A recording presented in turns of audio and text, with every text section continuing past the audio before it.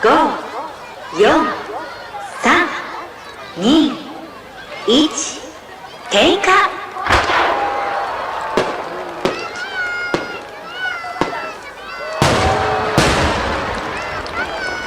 僕と君とでは何か違う。同じ生き物さわかってる。でもね、僕は何かに怯えている。みんなもそうなんないな。がむしゃらに生きて誰か笑う。悲しみ切るには早すぎる。いつも僕は自分に言い聞かせる。明日もあるしね。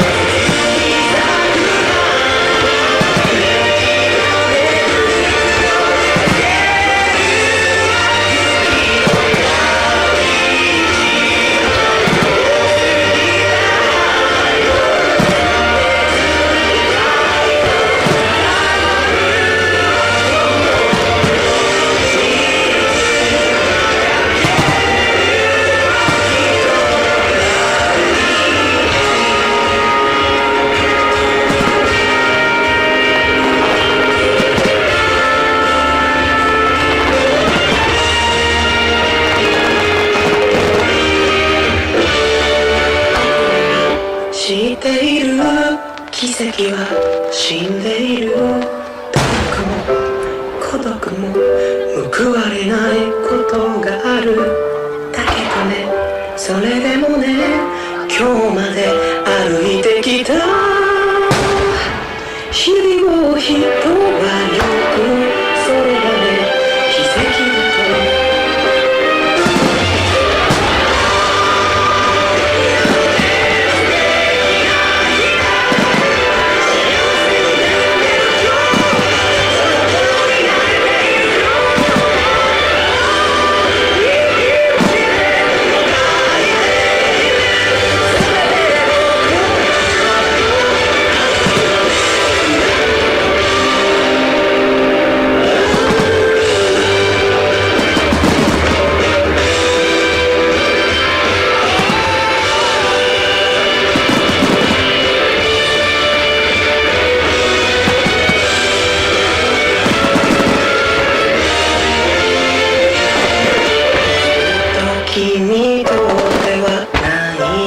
違うそれぞ